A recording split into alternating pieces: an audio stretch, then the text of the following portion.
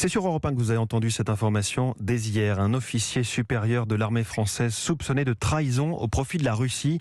Il travaillait sur un site de l'OTAN à Naples, en Italie. Bonjour Pierre Conessa. Bonjour. Vous êtes un ancien haut fonctionnaire au ministère de la Défense, spécialiste des questions stratégiques internationales et militaires. Emmanuel Macron déclarait il y a peu que l'OTAN était en état de mort cérébrale. Mais visiblement, l'OTAN, ça reste intéressant, ça reste un objectif. L'OTAN, de toute façon, reste intéressant pour les Russes. C'est quand même une organisation militaire qui a un savoir-faire, des techniques de coopération, de la planification, etc., bien entendu. Donc, il ne faut pas s'arrêter à la vaguelette, si vous voulez, que représente la remise en question de la structure.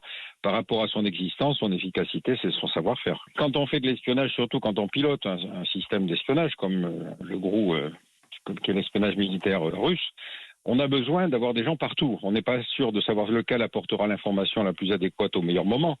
Mais on a besoin d'avoir des sources qui peuvent éventuellement se confronter les unes aux autres, etc. Donc avoir quelqu'un dans un état-major de l'OTAN, c'est évidemment un recrutement important. Cet homme soupçonné d'espionnage, est-ce qu'il fallait l'arrêter tout de suite ou peut-être le laisser faire, repérer son réseau, ses contacts ?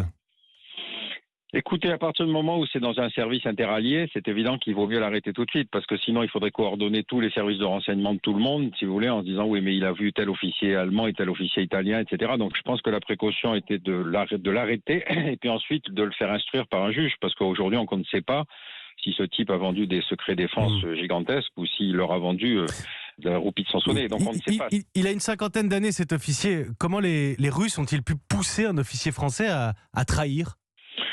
Il y a des techniques qui sont des techniques assez classiques, qui vont depuis, si vous voulez, l'argent.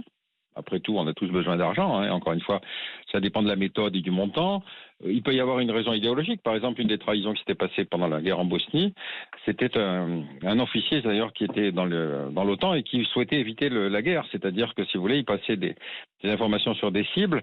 Et donc, pour lui, sa motivation, paradoxalement, était pacifiste. Vous avez évidemment le chantage. C'est-à-dire que quand, à ce moment-là, vous pouvez tenir quelqu'un par un chantage, qu'il soit sexuel, affectif, ce que vous voulez. Ou alors, éventuellement, vous jouez sur sa frustration. La frustration, il y en a tous quelques-unes. Et donc, la technique, si vous voulez, de l'agent recruteur, c'est de savoir sur laquelle des formes, si vous voulez, il doit éventuellement appuyer pour qu'encore une fois, amener quelqu'un sans avoir ce sentiment de passer la ligne jaune vers quelque chose qui est une espèce de complicité, si vous voulez. Puis après, avec une blague, avec des choses, voir sur laquelle des cordes il faut agir pour pouvoir à un moment le faire basculer. Merci Pierre Conessa, merci de réagir à cette info Europe 1, spécialiste des questions stratégiques internationales et militaires, invité